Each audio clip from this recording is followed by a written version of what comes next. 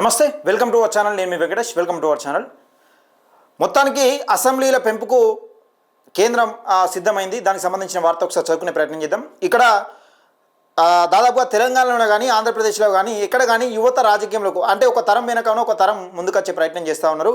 ఇప్పుడు పర్టికులర్గా ఇప్పుడు సర్పంచ్ ఎన్నికల్లో కానీ జడ్పీటీసీ ఎన్నికల్లో కానీ ఇంకా అసెంబ్లీ ఎన్నికల్లో రాబోయే అసెంబ్లీ ఎన్నికల్లో కానీ యువత కొత్తదనంతో మొత్తంగా పోటీ చేయడానికి సిద్ధంగా ఉన్నారు. ఈ మునుపటి లెక్క నిజంగా అయ్యో అది ఎంపీటీసీ కావచ్చు జడ్పీటీసీ కావచ్చు ఏది కానీ సర్పంచ్ కానీ పోటీ చేస్తే ఏమవుతుందో అనే భయాన్ని విడిచిపెట్టి చాలామంది యువకులు ముందుకు వచ్చే ప్రయత్నం చేస్తూ ఉన్నారు. ఇప్పుడు మొన్న సర్పంచ్ ఎన్నికలే దానికి నిదర్శనం. ఎందుకంటే సర్పంచ్ ఎన్నికలలో ఒక్కొక్క ఊరు నుంచి 4, 5, 6 ఇట్లా ఒక్కొక్క కొన్ని ఊళ్ళలో అయితే పెద్ద ఊళ్ళలో అయితే ఇంకెక్కువ మంది వేసే ప్రయత్నం వేసిరు కూడా. నామినేషన్ వేయడమే ప్రజలకు ఏం చేస్తామో చెప్పడమే అదే ఎన్నికలు. నామినేషన్ వేయడం ప్రజలకు మన తరఫున ఏం చేస్తామో చెప్పడం అదే పరిపాలన. ఇక చాలామంది డబ్బులు చూసో లేకపోతే ఇంకేదో చూసి భయభ్రాంతులకు గురి చేసే ప్రయత్నం చేస్తూ ఉంటారు. ఇది ఇట్లా ఉంచితే అయితే కొత్త తరానికి ఒక అవకాశం రానుంది. అదే ఏది నియోజకవర్గాల పునర్విభజన. దీనికి సంబంధించి కొత్త నియోజకవర్గాలు అంటే నియోజకవర్గాలు కానున్నాయి, నియోజకవర్గాలు విభజన కానున్నాయి. మన తెలంగాణ రాష్ట్రం ఎన్ని నియోజకవర్గాలు ఉన్నాయి, మరి ఎన్ని కాబోతా ఉన్నాయని దానికి సంబంధించిన సమాచారం మనం తెలుసుకోబోతా ఉన్నాం. దయచేసి మిత్రులారా వీడియోని ఎక్కువ మందికి షేర్ చేయండి. అలాగే యువకులు ఎవరైతే అసెంబ్లీలో పోటీ చేయాలనుకుంటారో వాళ్ళకి మంచి సువర్ణ అవకాశం. అలాగే ఈ డీలిమిటేషన్ కూడా కానుంది, డీలిమిటేషన్ అవుతుంది. అలాగే రిజర్వేషన్లు కూడా మార్పు కానున్నాయని దానికి సంబంధించిన ఒక వార్త చదివే ప్రయత్నం చేద్దాం. ఇక్కడ విషయం ఏంటంటే మరి పెరిగిన దాంట్లో బీసీల వాటా ఎంత, బీసీ ఎస్సీ ఎస్టీల వాటా ఎంత, ముఖ్యంగా మహిళల 33% రిజర్వేషన్ పెరగనుంది. అసెంబ్లీ అంటే మహిళలకు 33% రిజర్వేషన్ అమలు కానుంది. మరి అమలు కాబోయే దాంట్లో మన బీసీ మహిళల వాటా ఎంత? ఇప్పటికే మోసం చేస్తున్న రాష్ట్ర సర్కారులు, కేంద్రం కానీ రాష్ట్రం కానీ సర్కారులు మోసం చేస్తూ ఉన్నాయి. బీసీ ఎస్సీ ఎస్టీ మైనార్టీలను మోసం చేస్తూ ఉన్న నేపథ్యం చూస్తూ ఉన్నాం. అయితే ఈ పెరిగిన నియోజకవర్గాలు కానీ అసెంబ్లీ కానీ మరి వీళ్ళ వాటా ఎంత, వీళ్ళ లెక్క మన వాటా ఎంత, మన లెక్క ఎంత, మన మహిళలకు కూడా డోకా కొట్టనుంది అనేది కీలకంగా చూసే ప్రయత్నం చేద్దాం. మరి మహిళా సోదరి మనలు ఈ పెరుగుతున్న నియోజకవర్గాలలో మహిళా సోదరి మనలు మన బీసీ ఎస్సీ ఎస్టీ మైనార్టీలు ఎక్కువ కీలకమైన పాత్ర పోషించాలని నేను కోరుకుంటున్నా. ఒకసారి దీనికి సంబంధించిన కీలకమైన వార్త చదివే ప్రయత్నం చేద్దాం. అసలు ఎక్కడెక్కడ ఏం పెరుగుతున్నాయని చూసే ప్రయత్నం చేద్దాం. రైట్, పెరగనున్న అసెంబ్లీ లోక్సభ స్థానాలు 179 అసెంబ్లీలు 26 లోక్సభ సీట్లకు పెంపు. 179 అసెంబ్లీలు 26 లోక్సభ స్థానాలకు పెంపు. అంటే 179 అసెంబ్లీలు పెరుగుతాయట, 26 లోక్సభ స్థానాలు పెరుగుతాయట. డీలిమిటేషన్కు కేంద్రం సంసిద్ధం. 2027 మార్చిలోగా జనాభా లెక్కలు పూర్తి. ఆ తర్వాత డీలిమిటేషన్ ప్రక్రియ ప్రారంభం. ఏపీలోనూ పెరగనున్న ఎంపీ ఎమ్మెల్యేల స్థానాలు 175 నుంచి 263కు పెరగనున్న అసెంబ్లీ స్థానాలు. ఇప్పుడు ఏపీలో ఎన్ని ఉన్నాయి?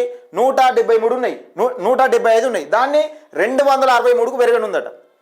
ఇక్కడ మనకి 119 ఉంటేనే మనం పెద్ద ఎత్తున రాజకీయం జరుగుతుంది అని మనం అనుకుంటున్నాం.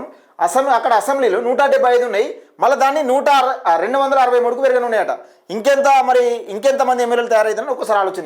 అయితే 25 నుంచి 38కి పెరగనున్న లోక్సభ సీట్లు కూడా పెరుగుతాయి. 25 నుంచి 38కి పెరగనున్న లోక్సభ సీట్లు. ఈ పార్లమెంటు సమావేశంలో నియోజకవర్గాల పునర్విభజన బిల్లు ప్రవేశపెట్టే ఆలోచనలో కేంద్రం. ఇక్కడ చూద్దాం దానికి సంబంధించిన వార్త. ఈ పార్లమెంటు సెషన్లో అయితే ఈ పార్లమెంటు సమావేశాల నియోజకవర్గాల పునర్విభజన బిల్లు ప్రవేశపెట్టే ఆలోచనలో కేంద్రం. అంటే బిల్లు ప్రవేశపెడితే ఆటోమేటిక్గా అది ఆమోదం తెలుపుతుంది. దానికి సంబంధించిన వార్త ఒకసారి చదివే ప్రయత్నం చేద్దాం. ఎక్కడుందంటే పెరగనున్న అసెంబ్లీ లోక్సభ స్థానాలు. దేశంలో అసెంబ్లీ లోక్సభ స్థానాల పెంపుపై కేంద్ర ప్రభుత్వం కీలక ముందడుగు వేసింది. డీలిమిటేషన్ ప్రక్రియను కేంద్రం సంసిద్ధం వ్యక్తం చేస్తూ జనాభా ఆధారంగా నియోజకవర్గాల పునర్విభజనలకు ప్రణాళికలు సిద్ధం చేస్తున్నట్టు తెలుస్తుంది. అందులో భాగంగానే 2 తెలుగు రాష్ట్రాలకు సంబంధించిన శాసనసభ లోక్సభ స్థానాలు పెరగనున్నాయి. తెలంగాణలో ప్రస్తుతం 119 ఎమ్మెల్యే 17 లోక్సభ స్థానాలు ఉండగా నియోజకవర్గాల పునర్విభజనలో భాగంగా శాసనసభ స్థానాల సంఖ్య 179కి చేరనుంది. లోక్సభ స్థానాల సంఖ్య 26కు చేరనుంది. పెరిగే అవకాశాలు కనిపిస్తున్నా 2027 మార్చిలోగా దేశవ్యాప్తంగా జనగణన లెక్కలను పూర్తి చేయాలని కేంద్రం లక్ష్యంగా పెట్టుకుంది.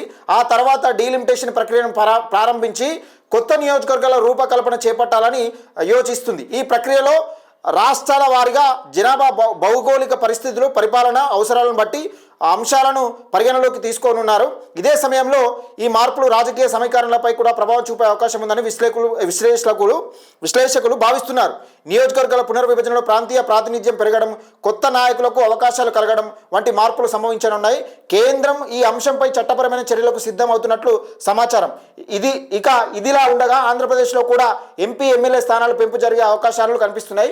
ప్రస్తుతం 175 అసెంబ్లీ స్థానాలు 263కు చేరే అవకాశం ఉన్నట్టుగా, లోక్సభ సీట్లు 25 నుంచి 38కి పెరగనున్నట్టుగా తెలుస్తోంది. రాష్ట్ర విభజన అనంతరం సీట్ల పెంపు అంశం మళ్ళా ప్రాతినిధ్యం సంతరించుకుంది. ఈ నేపథ్యంలో ప్రస్తుతం పార్లమెంటు సమావేశంలో నియోజకవర్గాల పునర్విభజన బిల్లును ప్రవేశపెట్టే ఆలోచనలో కేంద్రం ఉన్నట్లు సమాచారం. ఈ మార్పును అమల్లోకి వస్తే రాజకీయాల్లో గణనీయమైన మార్పులు చోటు చేసుకునే అవకాశం ఉంది. కొత్త నియోజకవర్గాలు ఏర్పడుతూ రాజకీయ పార్టీల వ్యూహాలు పూర్తిగా మారే పరిస్థితి నెలకొనవచ్చు అని చూస్తా ఉన్నాం. ఇక్కడ నియోజకవర్గాలు పెరిగితే ఏమవుతుందంటే మొత్తం కొత్త నాయకులు వచ్చేస్తారు. ఇప్పుడున్న నాయకులు సరిపోరు. మనకు దానికి సంబంధించి కూడా అసలు ఎక్కడ ఎన్ని పెరిగితే మన తెలంగాణ రాష్ట్రంలో ఎన్ని పెరిగి ఉన్నాయి ఇంకోటి డీటెయిల్స్గా చెప్పే ప్రయత్నం చేస్తా. అయితే ఇక్కడ మరి మన వాటా ఎంత, మన వాటా ఎంత, ఇలా నియోజకవర్గాలు జరుగుతాయి కదా, మరి బీసీల వాటా ఎంత, ఎస్సీల వాటా ఎంత, మరి ఏ రిజర్వేషన్ ప్రకారం మనకు బీసీలకు కేటాయిస్తారు అనేది చూడాల్సిన అంశం. ఒకసారి అసలు ఎక్కడ ఎన్ని పెరుగుతాయి అనేది నేను చెప్పే ప్రయత్నం చేస్తా మిత్రులారా.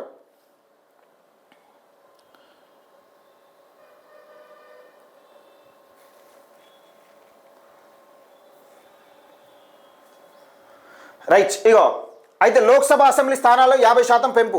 విపక్ష నేత మల్లికార్జున ఖర్గే నేతృత్వంలో మంగళవారం విపక్ష నేతలకు సమావేశం కానున్నారు అని ఒక వార్తనే చూస్తున్నాం. అయితే మారే నియోజకవర్గాల స్వరూపాలు ఇలా. ప్రస్తుతం స్థానాలు లోక్సభ 543 ఉన్నాయి, పెరిగేవి 273 పెరుగుతాయి. మొత్తం 816 పెరుగుతాయి అన్నట్టు.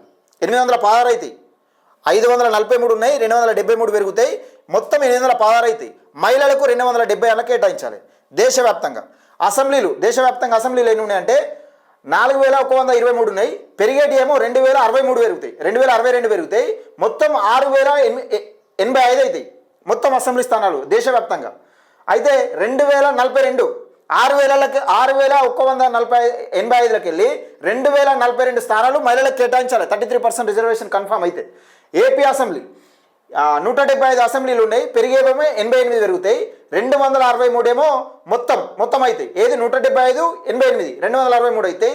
ఇక్కడ మహిళలకు ఎంత కేటాయించాలి మరి? ఇలా 263లో 87 స్థానాలు మహిళలకే కేటాయించాలి. 33% రిజర్వేషన్ అమలు అయితే ఏపీ లోక్సభ 25 ఉన్నాయి, పెరిగేవేమో 13 పెరుగుతాయి, మొత్తం 38 అవుతాయి. అందులో 33% రిజర్వేషన్ అమలు అయితే 13 మహిళలకు కేటాయించాలి. ఇక తెలంగాణ అసెంబ్లీ తీసుకుందాం, 119 ఉన్నది మనకు తెలిసిందే.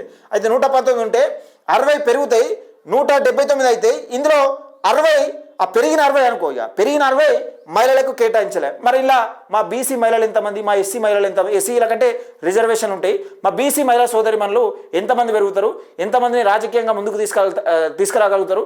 ఇందులో నిజంగా ఇన్ని తరాలు ఇప్పుడు ఈ 77 సంవత్సరాల నుంచి మోసం చేసినట్టుగానే బీసీ మహిళలను కూడా మోసం చేసే అవకాశం ఉంటుందా తెలంగాణ రాష్ట్రంలో? ఈ రాజకీయ పార్టీలు బీసీ మహిళలకు పెద్దపీట వేస్తుందా ఏదైనా చూడాల్సిన అంశం.